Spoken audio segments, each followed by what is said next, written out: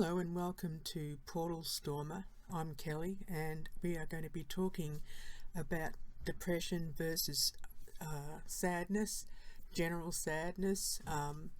This is one in a series of videos. We're going to be talking about delving deep into the darkness, however that shows up, wherever it shows up, and also of course when it shows up within us, and the things that might trigger it, and the way it can explain some things that are going on in the world. So keep an eye out for future videos where I'm going to break things down, and I look forward to hopefully interacting with some of you who want to comment and share your stories. But the reason why I wanted to focus on depression is because it's quite easily used these days. People will just say it because they have a bad day or whatever. We know that in general there's sadness, sometimes several times a day, sometimes very minimal because you missed out on a food item that you wanted, or an invitation to somewhere. But sadness can be sometimes because, oh, I'm still in this job, or I'm not earning enough money, or this relationship isn't that good, or whatever the situation. Depression is something when the sadness is compressed to a point where it's a constant. Usually with depression, it is something that you're in it for a while, and usually it could be a day or two, but usually it's something where it's built up to the point where the sadness started happening so much that it started compounding, and then you're depressed.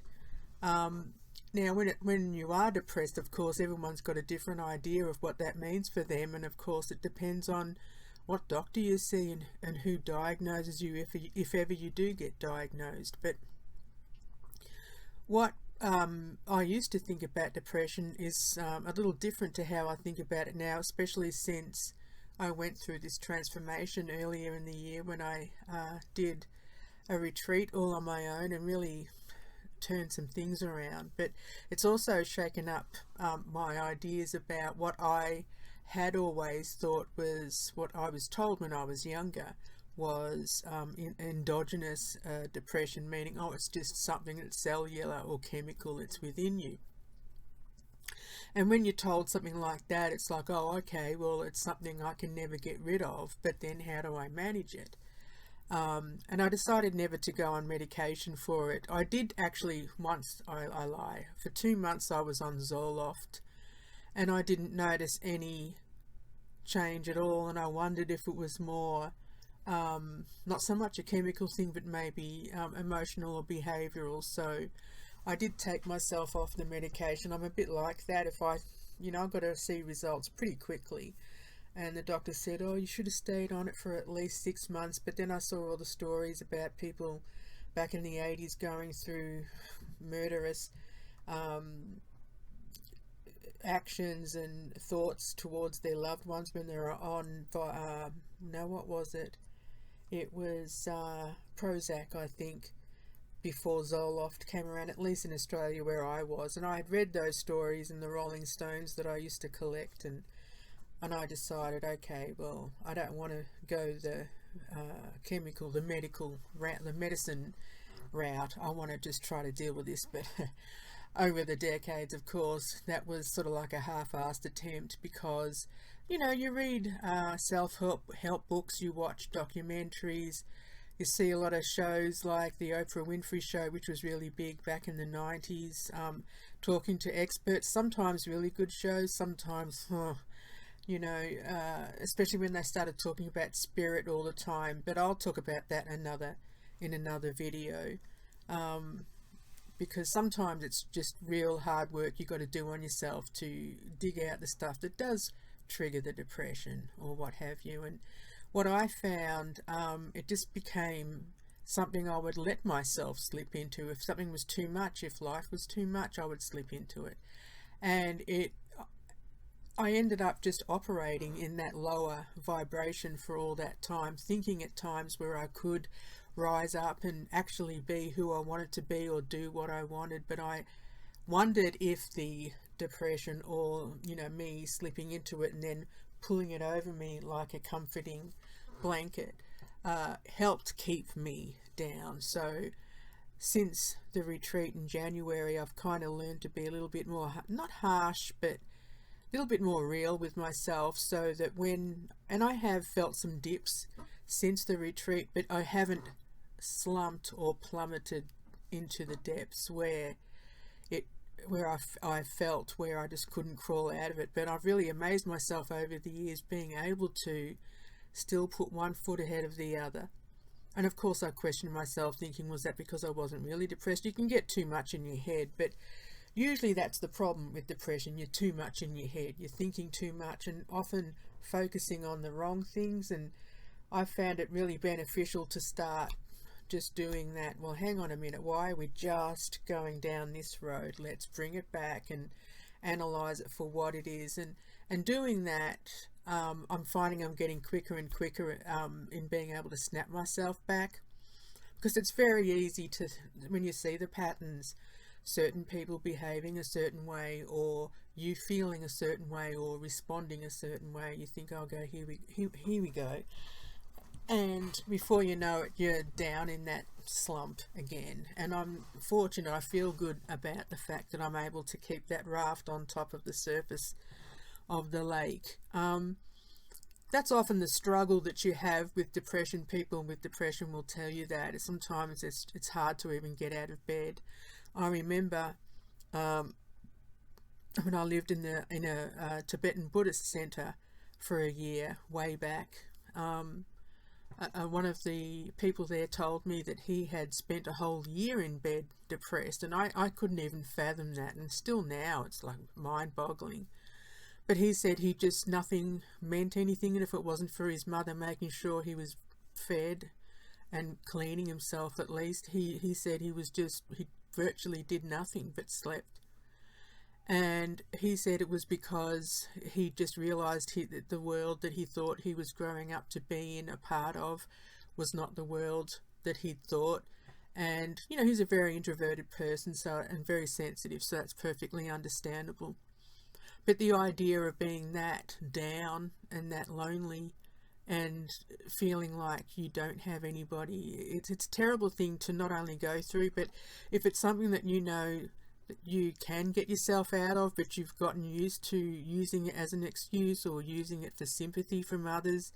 And this is just being brutally honest with yourself. And if you really want to help yourself and get over it, it's best not to just talk about it all the time. And yet that's what I'm doing here. But I wanted to make that point.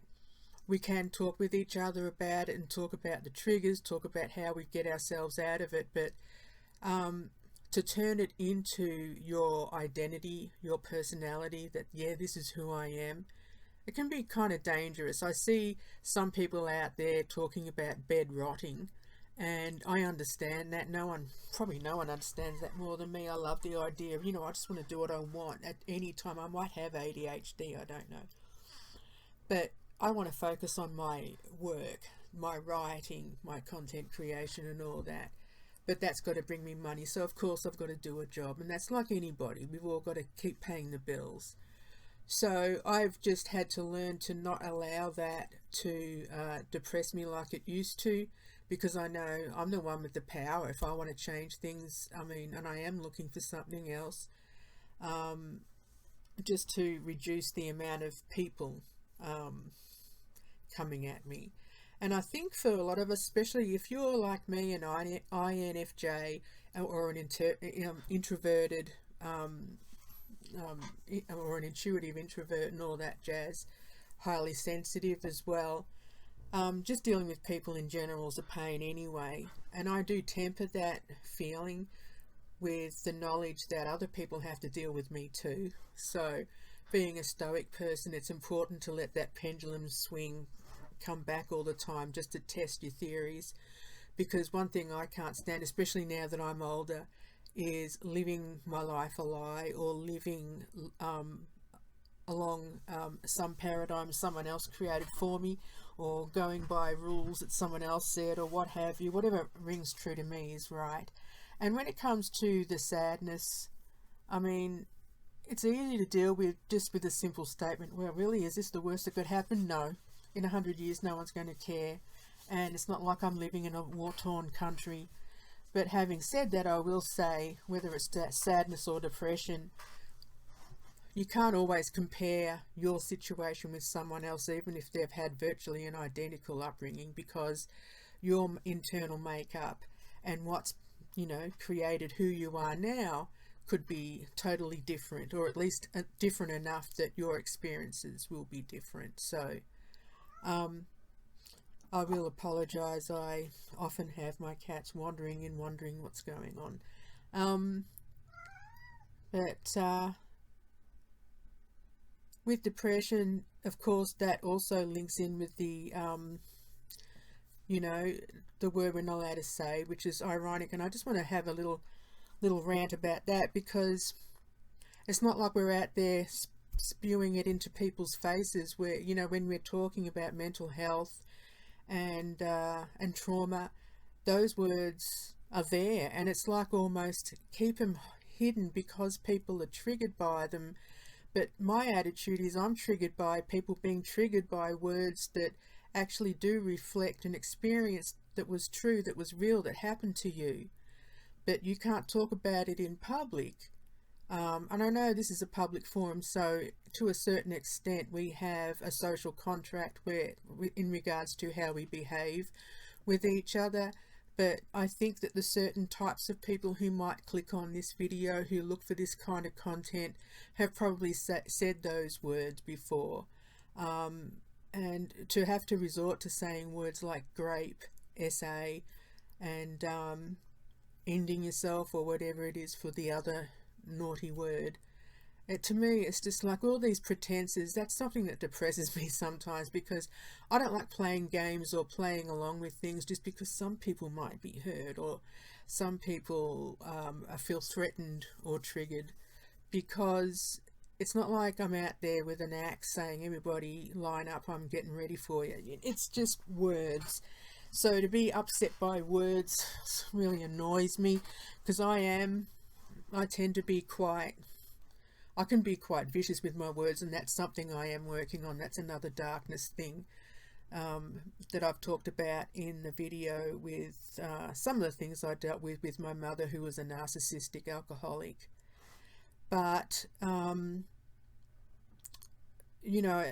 other people, let me get back to that at least. I mean, I did my little side thing about language, but other people is a big deal to me. I like helping people, but helping the masses means you take it all, warts and all. You throw out a big net and you've got to deal with whatever comes at you. And in my job, that's what we have to do.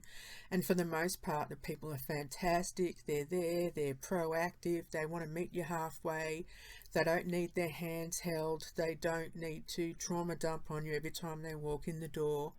They don't expect you to hold their hand through everything and fix every single problem. So those people, the ones who do, they're pretty proactive. Yes, they need help, but they're here, they'll take and run with whatever I give them. Those ones I love helping, and will continue in whatever capacity, in whatever job, helping those kinds of people.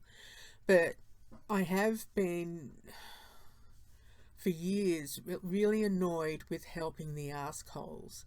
The people who are used to putting their hand out and getting things given to them over and over and over again, year after year, expecting everyone else to fix their problems without them lifting a finger. And it's the mentality and the way they come at you when they do come in, this desperation, like they know it's probably coming down to the wire, they're probably going to get benefits cut off for whatever reason, or it's not enough, they're about to be kicked out of their apartment because they haven't paid the rent. All of a sudden now it's everybody else's problem, everybody else's fault. They come in yelling, panicking, knowing that that routine might make you freak out and do whatever you can to help them. Those sort of manipulative, coercive people really give me the shits. And when you have to deal with them every now and again, we don't get them every day, but it's the expectation they put on you, the overblown expectations, and thinking that you are responsible now for everything in their life. And that, for me personally, triggers back to when I was a kid, and that's what happened to me with my mum. I was the oldest, therefore I had to lead by example, which was ironic because she never did, and she was the adult. Being responsible for what my brothers did, even though I could not control them, and also being ridiculed in front of other people. But also the expectations. When she was drunk, it was always I had to fix everything. I had to make the dinner, or I had to do this, or I had to do that. It was always, Kelly has to do it because she's the oldest. You should know better. It was always that kind of routine. So now I know when people come at me, it kind of flows in that same energy. The overblown expectations, the pushing off the responsibility onto me. And sometimes irrationally I can backpedal 100 miles per hour when someone comes at me wanting something done, because even though it's just someone asking for something, to me it's an attack.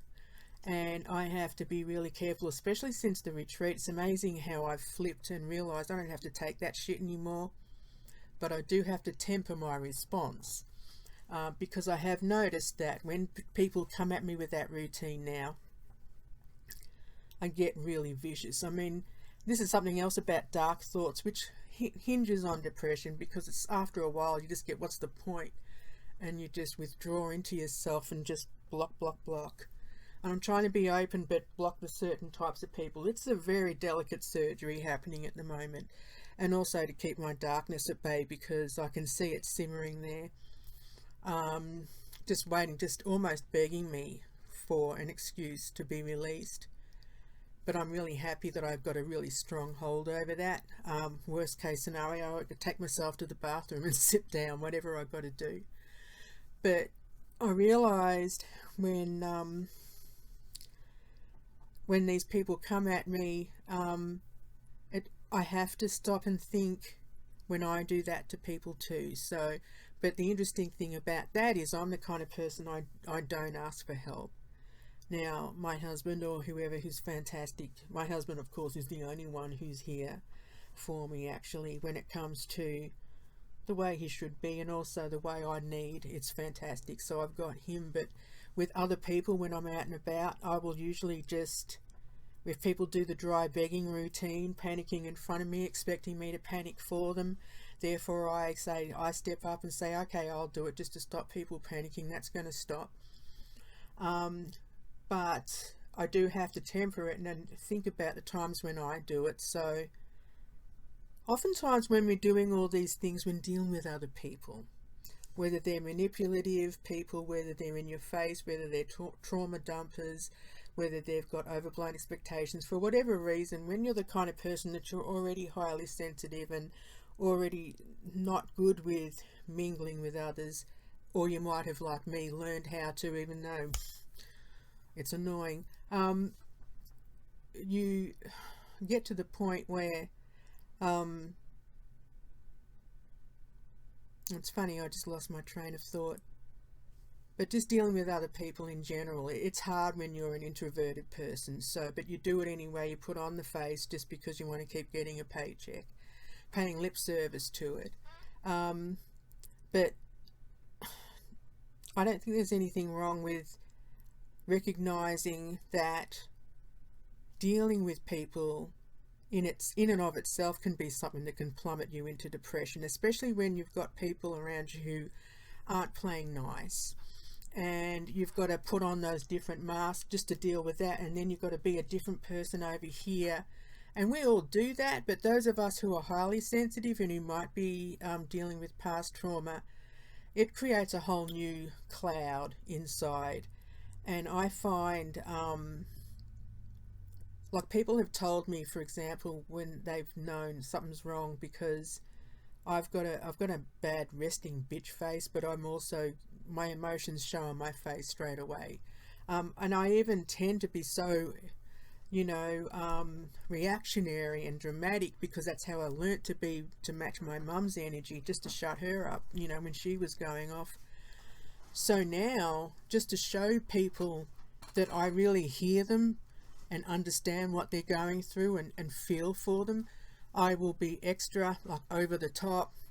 And I realise why I do that. So I'm trying to bring that back, because sometimes people get scared by me because I'm so animated in my face, but because I try to control myself, I end up really animated in my face, saying really dreadful things sometimes just to get people out of my face. So I'm sitting there like this this turbo little angry machine, and I try not to do that. But then I wouldn't have those problems if I didn't have certain people in my face. So therefore, I'm looking for something else where I don't have to deal with those kind of people. So I've got a plan, I know what to do, and therefore that's what's keeping me suspended up above the depression, because it's taking a while to find something else, but I'm not going to devolve into tears or become a big baby just because of that. But by the same token, I'm being very careful to not allow my depression to shoot up like lava when someone does push my buttons, because I can just feel it boiling. It comes right here, and I just, when I'm in traffic, I've got to watch that too, because you know what idiots are like on the road. And here I am going off on a waffle, but sadness, I mean, to me sadness is just nothing. It's just like a little laugh, like a whereas depression is a deep chuckle in the soul, and it's not a chuckle, but it is a roar that ends up just staying there and just turning into mud and sludge, which feeds us dark thoughts. For me, one thing that can plummet me into really dark thoughts is just people, the world, what people do to the world, what they do to animals, children, the current politicals, how we can just allow all the arseholes to just jump in and do what they want while the good people stand by and let it happen.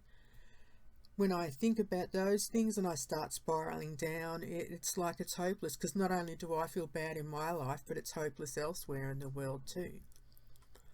And when I'm in that downward spiral and I'm thinking about those terrible things, the one thing I have to say to myself, and it is the thing that works, that helps me spiral back up, is you're doing this to yourself. You're choosing to think about the negative sides. Yes, there's heaps of things. Well, what about all the other things? You could heap a lot more things on top. So why are you choosing to funnel your energy and channel your energy and your attention to that, when just thinking about the good people out there who are doing excellent work, healing and saving animals and children from trafficking, and people who are just silently, without telling anybody, helping people out, whether it be financial or so on. When I start thinking about those things, and I even got on YouTube and watched some dodo videos of animals being saved and loved and cared for, it restores my faith in humanity. And then I remember, even if it's a smaller amount of people who are good in this world, surely the power of all those good people coming together. Harry, shut up. Here's another one. The dry beggar. Aren't you? All those, if all the good people were to come together, hopefully that would be enough energy. But here's the thing about good people: they don't usually like to step over and be the arsehole they might need to be sometimes. That's why bad people get away with what they do, because good people can be pussies. And I'm saying that to be as nice as possible, but you are polite. Oh, what are you doing breaking into my house? What's going on? Next thing, God knows what happens to you and your family. So, and that's the same with depression. I mean, sometimes you've really got to stand up for yourself. See what is going on. I am a 58-year-old woman. I tend to wander in my thoughts sometimes, but other times I can be crystal clear. That's another thing that sort of depresses me a bit. But anyway, this isn't about me and what depresses me. It's about how we deal with depression. I don't want the depression to turn into something that will swallow me whole. The idea now that I'm on the other side of the retreat is amazing to me, that even just the thought of allowing myself to wallow in self-pity makes me sick to the stomach. And he makes me sick to the stomach. No, he doesn't. Harry, we've got a lot of strays, and we've taken a few in to take care of. And funny, it's not 5 o'clock yet, but usually 5 p.m. it's arsenic hour. All the cats decide they want to go nuts. But anyway, I wanted to just talk about the sadness and the depression, how they are two different things. I really like to keep them separate. I do think they're separate layers, like sedimentation in the rivers or whatever. You got sadness, and then it gets worse, and I'm not having a good day, and then it's I am stuck in the mud. And here's another thing, and I don't know if other people are talking about it, but when you are coming out of a depression, when you are feeling fresh and you think, okay, I'm getting a hold of things, I'm putting one foot ahead of the other again, I'm back at work, I'm talking with people, that little period there is the most dangerous period for you, because one little thing that goes wrong could plummet you even further than you were before. And that's something that I've had to keep in mind since I came back from the retreat. But because even though I've got a handle on it, and it makes me ill to think of sinking back into those horrible depths, which it really is horrible, because you don't know which way is up. The thought of that is just terrifying, and I just want to acknowledge that now I'm just dealing with the dips. The dips aren't a deep dive in, but I understand when those dips, I almost appreciate them. And I think that's the same with sadness. You know, sadness is going to happen. You can't be happy all the time, otherwise you'd be insane. But it's the same with being depressed. I was insane for such a long time, and yet operating in the world, still able to maintain a job, still able to maintain certain friendships, although I have, as I've gotten older, just gotten the snippety snip as I've gotten older, just for sanity. But I know now, going into my later years, I don't need to be sleepwalking through my life like I have. And I think that's what depression does sometimes. And even depression can also become a breeding ground for evil, because all of a sudden you're lashing out at people. And especially when people use it as an excuse. You see a lot of people when they go to, if they go to court, or they're going to be put in jail for things that they do, it's always someone else's fault.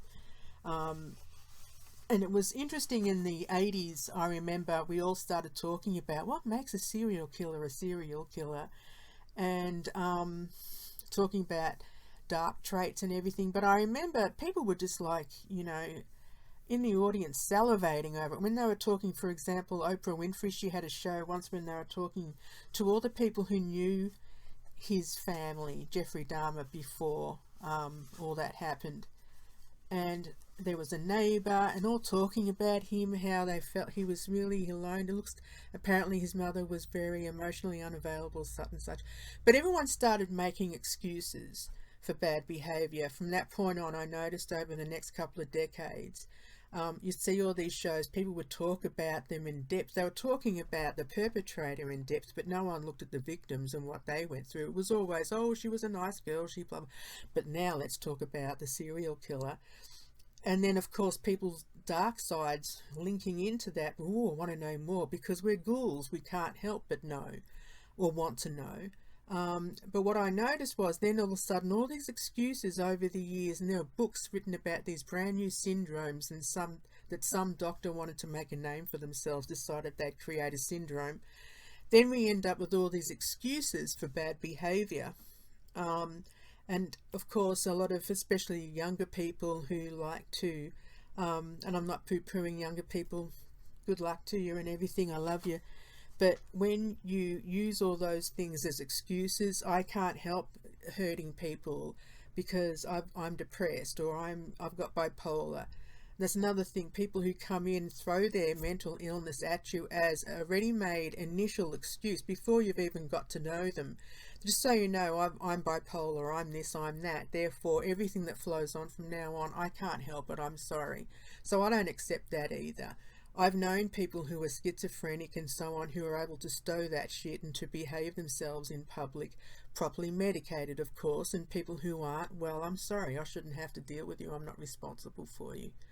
And that sounds harsh, but that's how I'm getting, because I can't allow certain people and certain events and situations to drag me down. I refuse, but oftentimes that does mean blocking certain energies, certain people, and stopping certain activities.